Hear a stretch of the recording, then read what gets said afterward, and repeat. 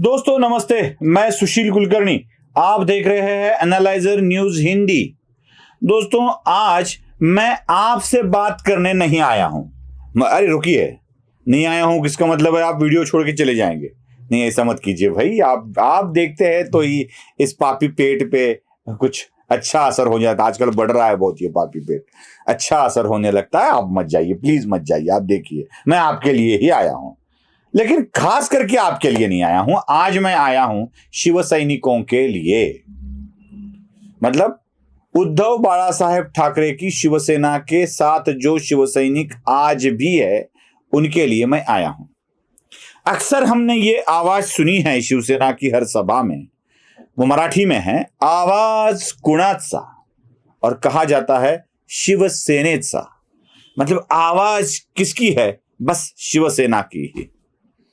बस ये शिवसेना की आवाज जो है ना, वो आम शिव सैनिकों की थी, जो शिवसेना के साथ अपने दिल से, तन से, मन से, धन से, तन मन धन जीवन से। वो गाना अलग है, उसके ऊंचाई भी बहुत अलग है, लेकिन तन से, मन से, धन से, तन मन धन जीवन से जो बाला साहब ठाकरे के साथ था, उस शिवसेना की ये आवाज है। दोस्तों कुछ बैंक ऐसी भी है आजकल जिनका नाम लेना बैंक है। अक्सर फिल्मों में हमने सुना है ऐसे बैंकों का नाम, बोर्ड लगा हुआ होता है, लेना बैंक, बैंक ऑफ लेना। मतलब इसका मतलब ये होता है कि वो बैंक लेना जानती है, देना नहीं। देना होता ही नहीं है उनसे, बस लेने का काम करते हैं।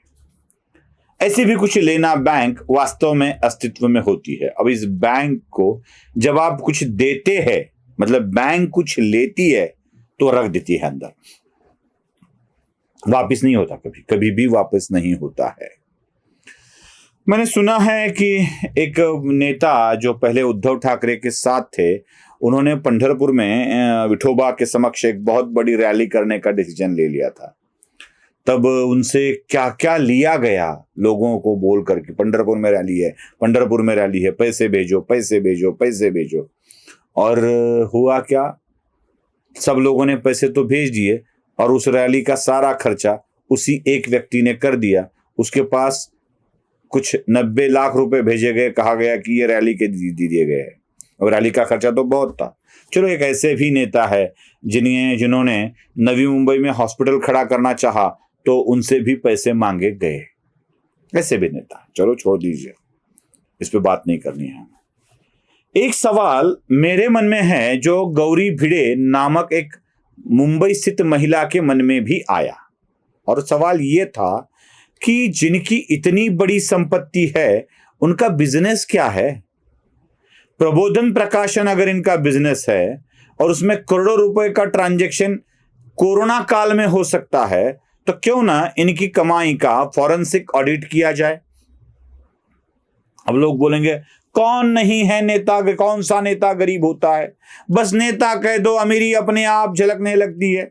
कौन कहता है नेता गरीब होता है? होते हैं भाई, नेता भी गरीब होते हैं। लाल बहादुर शास्त्री गरीब ही थे, उनके पास बहुत ज्यादा पैसे मरते वक्त भी नहीं थे। शायद आज भी नरेंद्र मोदी के पास बहुत सारे पैसे है ही नहीं। नेता गरीब होता है, नेता ऐसा भी होता है कि उसके पास पैसे नहीं होते हैं, आजकल सुनाई नहीं देते हैं। लेकिन जब भी कोई ठाकरे परिवार के ऊपर कोई याचिका दायर करता है, कोई और कुछ बातें करता है, तो उसके शिव सैनिक उसके लिए खड़े हो जाते हैं, सीना तान के खड़े हो जाते हैं और कहते हैं कि हमारा नेता ऐसा नहीं है। और फिर शुरू हो जाता है आवाज कुणाचा, शिवसेनेचा। फिर गंदी गंदी गालियां नीचे बकने लगते हैं। बहुत सारी गालियां तो नीचे आती भी है, हमारे यहाँ भी आती है। तू बीजेपी का दल्ला है, तू बीजेपी का ये है, तू बीजेपी का वो है, तू चाटने वाला है, बीजेपी को कमड़ावाई बोला जाता है। अरे बोल दो, थोड़ी तो आपके बोलने थोड़ी हम ऐसा होते हैं।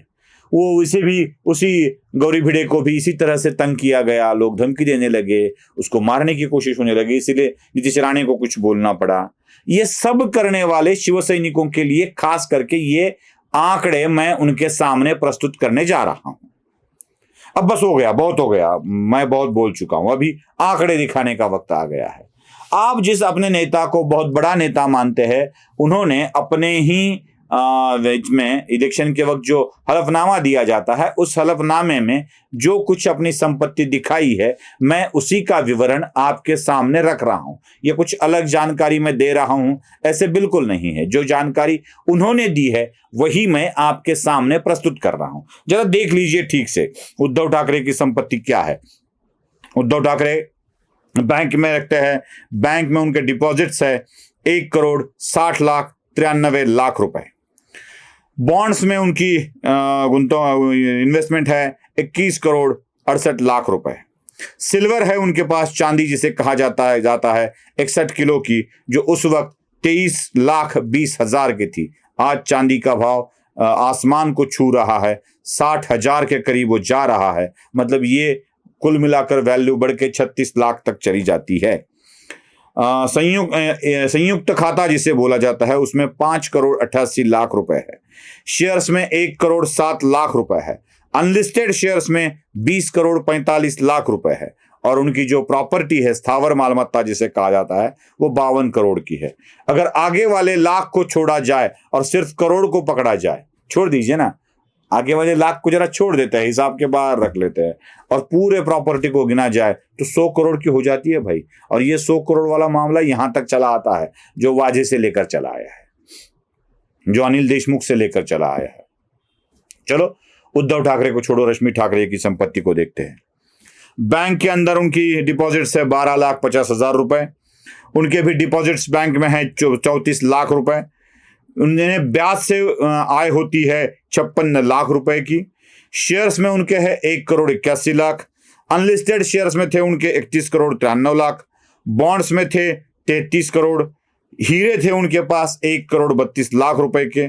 और उनकी स्थावर मालमत्ता थी 88,92,00,000, मतलब कुल मिलाकर 29 करोड़। अब ये जो बात है, ये भी आंकड़ा लगभग सारा मिलके 100 करोड़ के आसपास ही चला जाता है। उधर 100, इधर 100 और बच्चों में 100।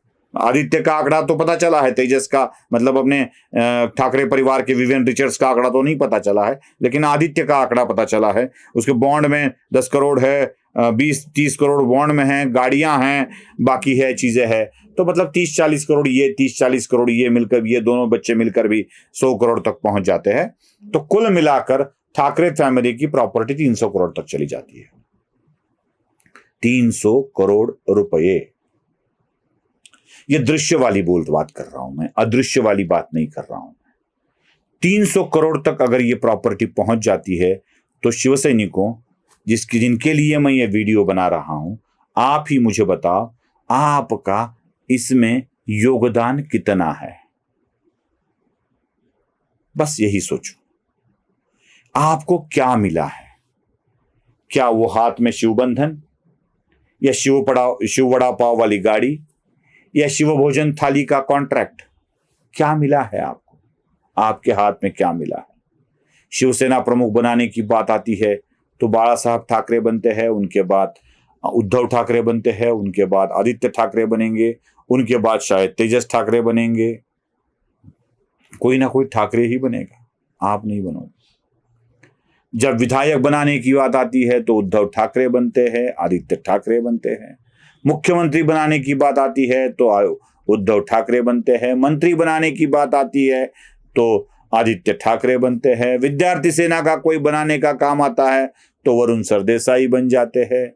अभी और दूसरे बच्चे को अंदर लाने की बात होती है, ये दूसरे के बच्चों का निकालते हैं। एकनाथ शिंदे का पोते का नाम निकाल दिया। आपके सारे बच्चे इसी में आना चाहते हैं, इसके ऊपर आप ध्यान नहीं देते हो। और जब भी कोई इनके ऊपर ये बात करता है तो आप गुस्से से तिलमिला कर उठते हो, उनके लिए गाली गलौज करते हो, उनके बारे में बोलने लगते हो, उनको ननाब शनाब गंगालियाँ देने लगते हो, धमकियाँ देने लगते हो। केस भी आपके ऊपर होता है, अंदर भी आप ही जाते हो, कुछ दिन रहते हो, साहब आपको शाबाशी देते हैं, बस उसी शाबाशी को लेकर सीना तान कर आप बाहर भी आते हो, घूमने लगते हो। क्या मिलता है ये सब करके आपको?